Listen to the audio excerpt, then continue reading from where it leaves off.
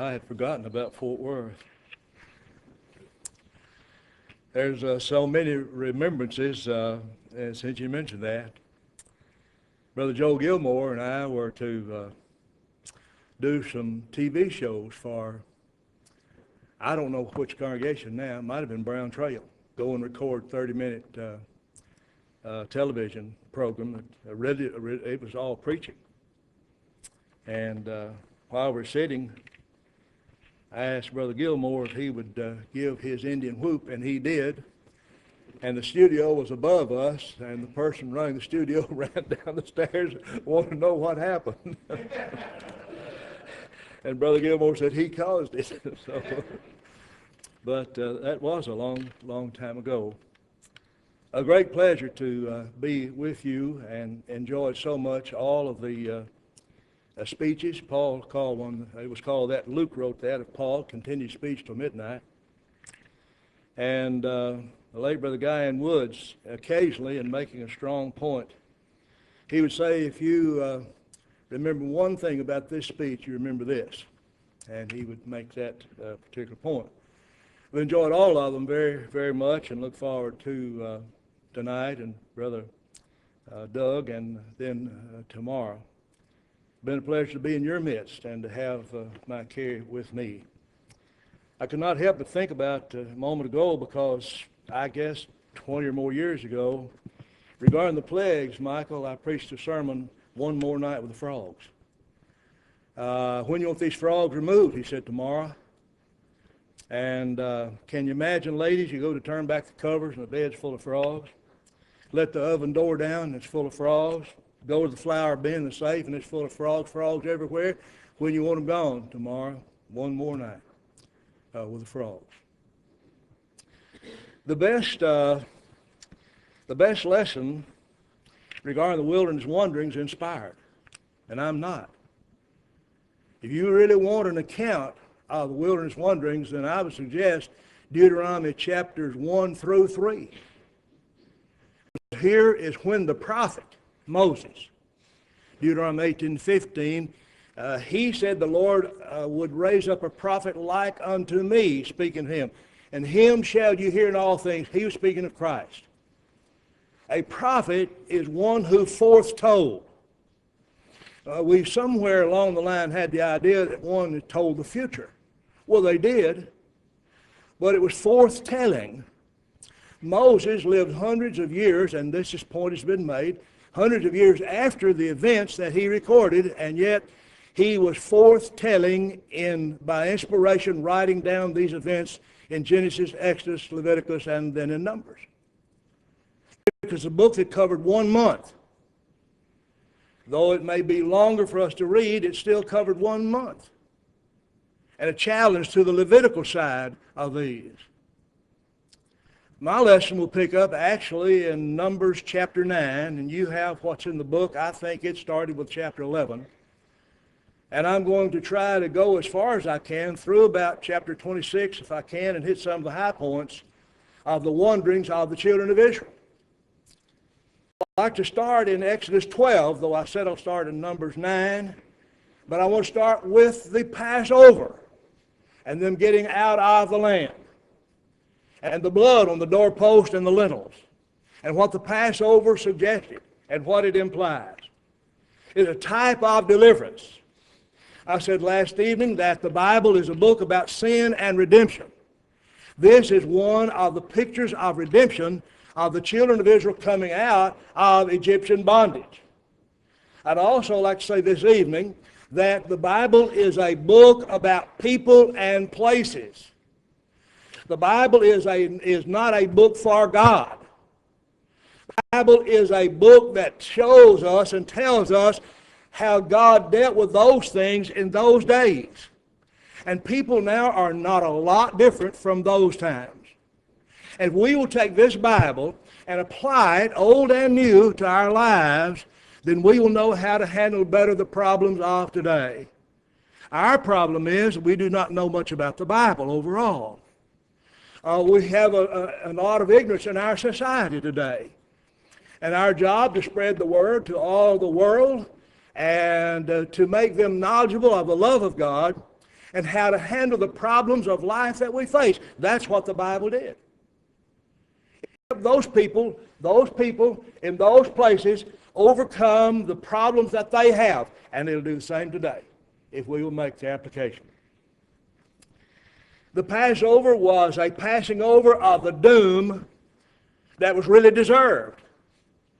In 1 Corinthians 5, verse 7, Paul wrote that Christ, our Passover, is sacrificed for us. We deserve to die for our own sins. But Christ died as the Passover lamb to satisfy the wrath of God when we deserve to die for our own sins. The Passover was unique in that. There was the sprinkling of the blood. That is an open confession of our wrongs. To openly admit I have sinned. And it's not easy to say I'm wrong. It takes much courage to say I've wronged. Sometimes pent-up emotions, sometimes pride keeps us from saying, I have sinned. I'm wrong. Please forgive me. The sprinkling of the blood and the applying of the blood was that. The Passover meal, eaten quickly, and to be eaten before the Sabbath. The idea of eating it, no good unless it was eaten. And then the bitter herbs, indicating also repentance on their part. And the background, of course, is the humble and contrite repentance that we need to have. Crossing the Red Sea, they are no more than a few days, maybe a dozen, 15 days from the land of Canaan, floating milk and honey, taking their time. It was by God's desire that they go by Sinai. The period takes up a period of about 2 years, according to the dates that we have in the Scriptures, about 2 years. However, that is still in the wilderness. But the real wilderness wanderings that we're talking about began after Sinai. And the problems that they faced and the things that they did and the things that they did not do in order to be pleasing in the sight of God. And mentioning chapter 9 and verse number 1, the Lord spake unto Moses in the wilderness Sinai in the first month, second year, they were come out of the land of Egypt. And they had to keep the Passover that had already been instituted. Now, brethren, I'd like to suggest something here. Trace this Passover, and you'll see that it begins to not be used as far as the divine record is concerned. Passover was important. It was so important that in Exodus 12, it was the beginning of months. It started a new year. The Passover was that important. Everything quit and it started a new year, and the 14th day of the month. And they were to keep that from then on. But outside the book of Numbers on further, you only find it mentioned 4 or 5 times. You know how weak people are getting? When they have their own way, do their own thing, let it all hang out, as some have suggested in past time. The Passover, along with other things, is the problem in that. In the 9th chapter, the tabernacle is reared up. We're at a period of time, I'd like to go back and look at the tabernacle. Because God had promised where I put my name, there I'll be in the midst of you.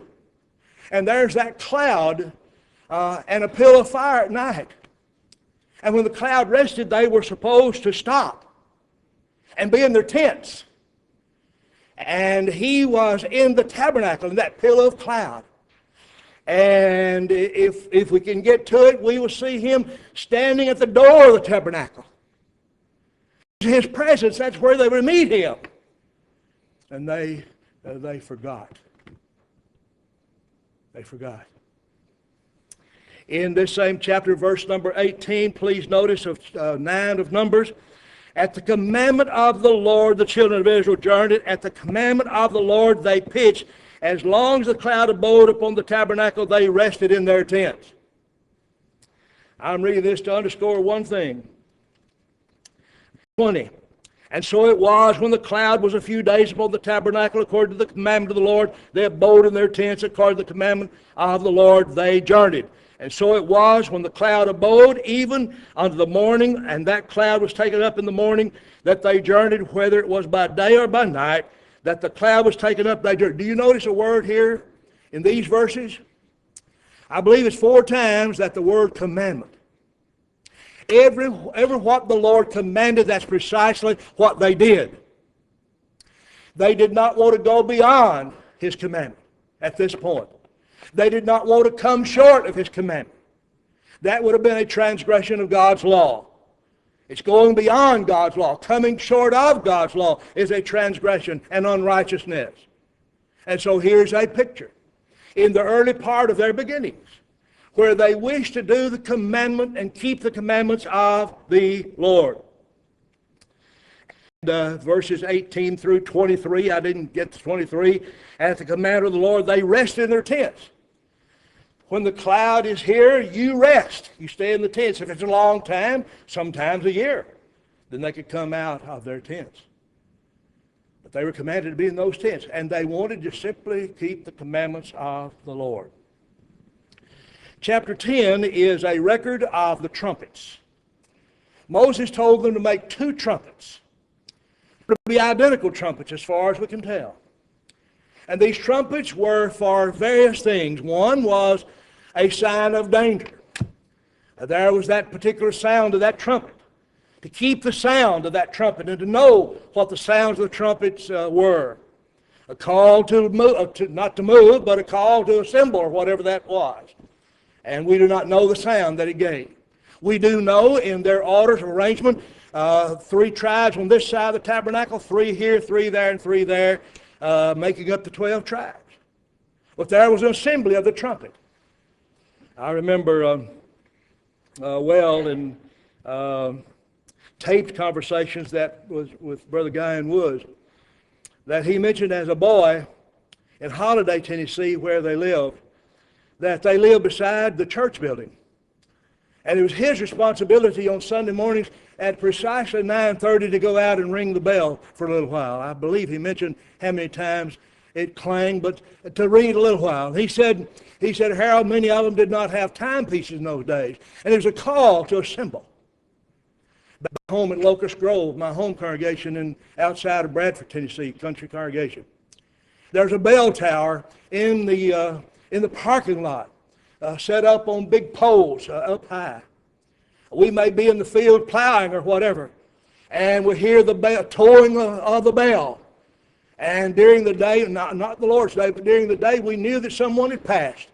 It's time for us to assemble at the cemetery where we will be buried. At the cemetery to dig graves for every who it was that died in the community. A calling together of the people. On a lighter note, there was a man that was raising hogs. And every day at a certain time of the day, he'd go out and he'd call the hogs and throw out corn and feed and whatever for them. And finally, the gentleman lost his voice. What am I going to do? Guy passing by said, well, if you'll go out the same time of the day and just peck on the fence post, they'll learn to come to it. Sure enough, it worked. Same gentleman was passing by months, maybe a year or so later. He saw the hogs on the hillside running wild. And he stopped and he asked the man, he could hear. He said, what has happened? The man took the writing pad and he said, I've been invaded by a bunch of woodpeckers. Now, brethren, they had to know the sound of the bells or the trumpets.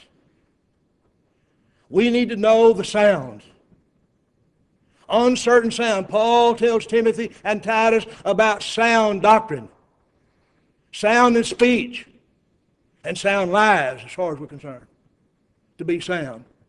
There's a certain ring to the truth, and there certainly is a violent ring to error. And it starts by creeping along, and we see that in the wanderings of the children of Israel. It starts creeping in, like I suggested. Look at the Passover. Look at the tabernacle. and see what happens to it. For instance, in 2 Kings chapter 23, about verses 21 through 23, the writer records that all the days of the judges and all the days of the king, they did not keep the Passover. What?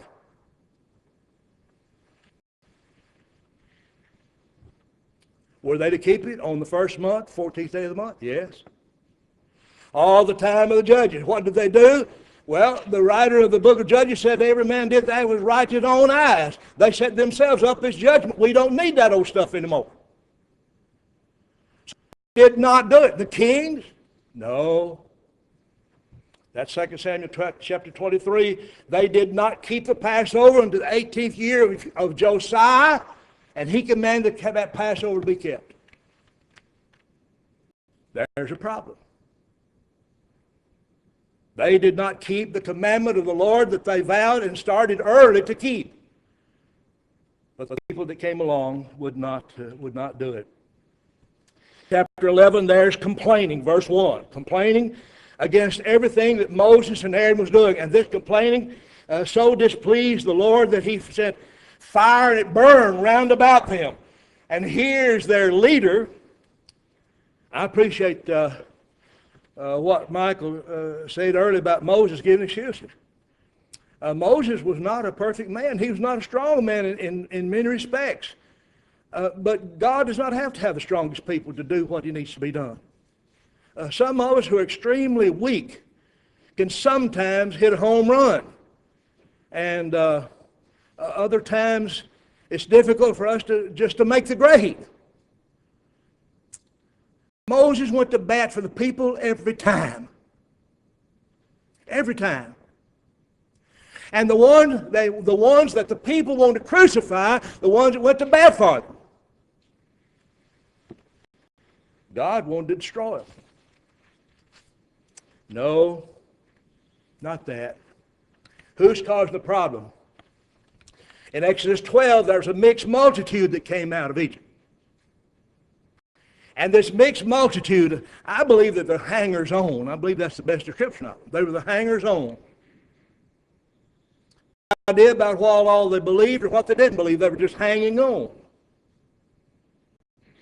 But they were among the people, and they influenced the people, and the people started complaining because of the hangers-on. And that is dealt with throughout this chapter. What are they thinking about? They begin to think about the fish, verse 5. And here it is, brethren. They thought about the cucumbers. Who said something about a cucumber sandwich lately? They thought about the cucumbers, the melons, the leeks, the onions, and the garlic. Brethren, what had they forgot? They forgot the bricks. They forgot the bricks over yonder in Egypt. Oh, we're thinking about the fish, the cucumbers, the melons, the onions, the garlic. That'd give them strong breath anyway. But anyway, they forgot the bricks. Manna was a coriander seed, color thereof as the... And God for 40 years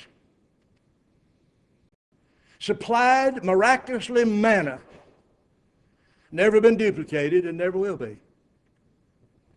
And when they would go finally in the land of Canaan, you need all the book of Deuteronomy and first of Joshua. When they would go in the land of Canaan, there was no more, after they're there, there's no more manna. Because you'll have houses you didn't build, furniture you didn't make, crops planted that you didn't plant, vineyards that you didn't set out. You won't need the manna anymore. Does God provide? Absolutely. Everything that they needed provided. Not one of them starved to death that used the manna properly. But that wasn't enough for them. Caused Israel to stumble. Also in this chapter, there's no meat. And they're wanting some meat to eat. And God said, all right, I'll give you meat. And Moses questioned God. He said, you mean, how am I going to supply this for all this host of people? And we know how many there were. Males 20 years old and upward, able to do battle, not infirm, able to go to battle with 603,550 men. 20 years old and upward. Moses said, how am I going to feed these people? You bring me out here to do all this big job, feeding these people, how am I going to do that? God tells him what to do. He says, you will not for a day, you'll not for 10 days or 20 days, but for a whole month you're going to eat meat. And while that meat was between their teeth, people started perishing. But I love the expressions that we have here in the Scriptures. Brought quails from the sea. That's not the normal place for them to come from, is it? I've been quail hunting a few times in my life. Had a fair old bird dog a while. I never did find a bird out in the sea. I found them in fence rows and hedges in the middle of wheat fields and stuff like that. But they came from the sea. Let them fall by the camp, as it was a day's journey on this side. A day's journey is how far? Well, I know, I'm just going to say 4 or 5 miles, and it's more than that, but 4 or 5 miles. Can you imagine north, south, east, and west? Let's just say 3 miles, just for sake of saying something and illustrating. 3 miles on either side of the camp. 4 sides. 3 miles. A day's journey. 2 cubits deep. If a cubit is 18 inches, the measure from the elbow to the finger, tip of the finger, that's 3 feet, right? Now, Moses, what was your complaint? Now, his complaint is not like the people. How am I going to do this, God? Quail come from the sea, 3 miles that way, that way, that way, and so deep. I can't imagine, can't picture it actually. Though I'm trying to give us some look at it, what it could be like. Chapter 12, Miriam and Aaron comes along and complain about Moses. Brother, you have just got too much to do. And she must have been the ringleader in this. You've got too much to do. Let us have some of this responsibility. God told them to meet him at the tabernacle. And he tells them abruptly to do that. The Lord spake suddenly unto Moses and unto Aaron and unto Miriam, come out ye 3 unto the tabernacle of the congregation. They came out, and the Lord he came down in a pillar of cloud and stood in the door of the tabernacle. I mentioned he stood one time, didn't I? Suddenly. Now, they knew what God's presence was in the cloud. They understood that. They knew that. Because they kept the commandment of the Lord back early, you see. Moses, Miriam, Aaron. When God says, suddenly, meet me, well, they knew he met where he put his name. They go to the tabernacle. He stands, the Bible shows the picture of him standing at the door of the tabernacle and telling Miriam and Aaron what's to happen. And my servant Moses is not like other prophets. I speak to them in visions and so forth, but to him I speak mouth to mouth. The anger of the Lord was kindled against them. He departed, the cloud departed. And when the cloud departed, look over at Miriam. And she is as leprous as one could be. That's why, in my judgment, I think she's a ringleader. Aaron was not leprous, but she was. Moses pleaded for his sister. Perhaps there was healing. God said, oh, no, we're not going to do that. She's going to go 7 days and do what was prescribed, to the tribe of Levi, the Levitical priesthood, to go the priest then, though that's not mentioned here. That's precisely what had to happen for 7 days, and they would have to look at the sore and see if it was oozing. If it was still oozing, then it was still leprosy. If it was scaled over and dried up, she was pronounced clean and then had to go through the cleansing process. Miriam had to do what any other leper had to do. God said, I'm not making exception for someone that complained against my chosen person.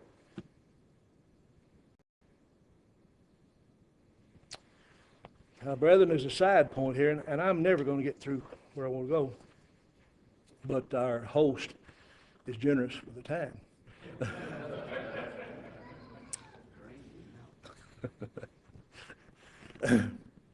Well, I'll just go on. I had so many things I want to say about that. But the healing process could not be effective. Chapter 13, the sending of the spies out. And Houston, we've got a problem here. This shows God saying, send the spies. Deuteronomy chapter 1, verse 21 and 22, Moses recalls this situation. God told them to send the spies after Moses has says, go and take the land. That's what God said do. The scriptures must harmonize.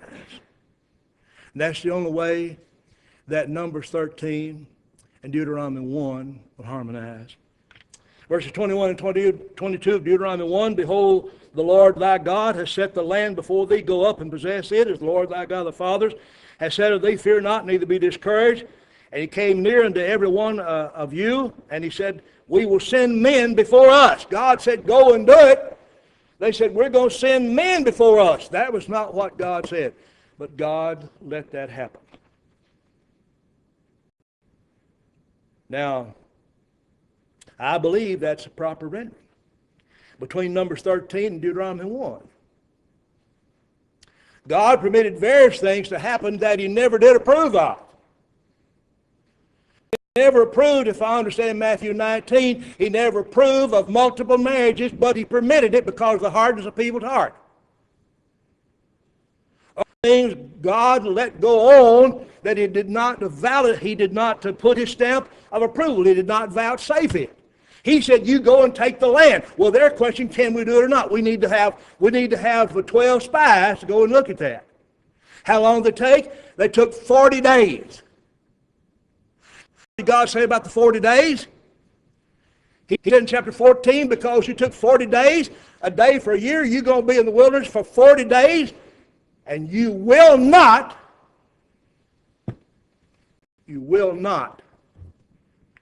enter the land that flows with milk and honey. Now this unfaithfulness, this complaining, this murmuring had been building. And just make a note of and put in the thought process 1 Corinthians chapter 10 and the first verses about Miriam and Aaron complaining, murmur ye as some of them did, and so forth. We have an inspired record over here in the New Testament of these things also. 40 years. The angst of God starts building over here when they start complaining.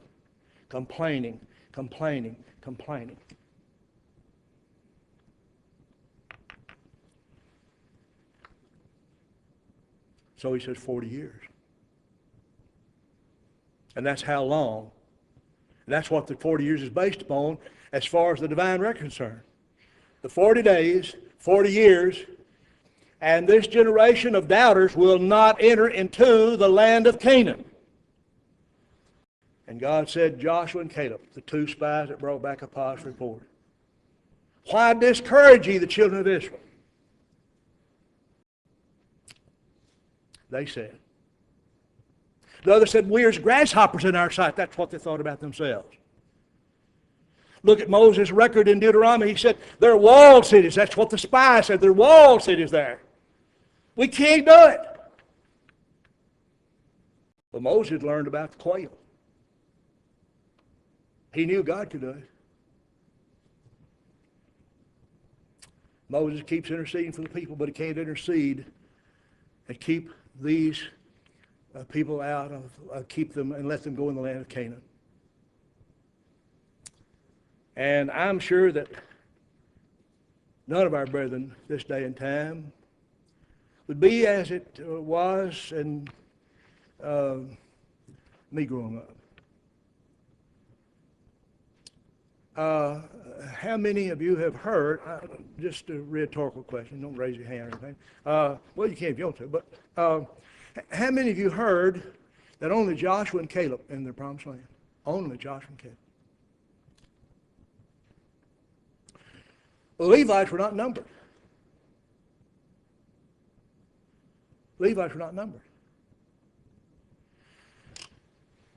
And they produce very well, and I'll show maybe in the last word, show how they produced over this 40-year period. How can they do that with Joshua and Caleb? But see, that's what I heard as a boy, and a teenage boy, leading singing gospel meetings for various gospel preachers, whom I'm so thankful to be able to do.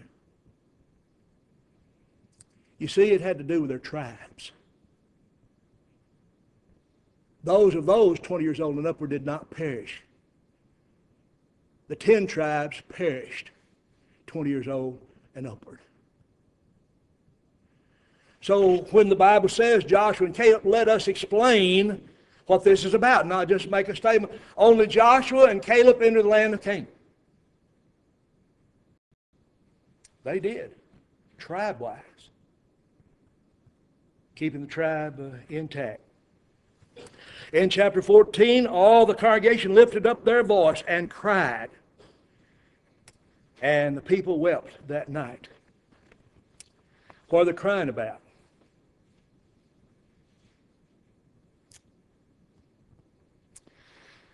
At verse 26 of 13, and they went and came to Moses and Aaron and all the congregation, children of Israel, unto the wilderness of Paran to Kadesh, and brought back word unto them all the congregation, showed them the fruit of the land.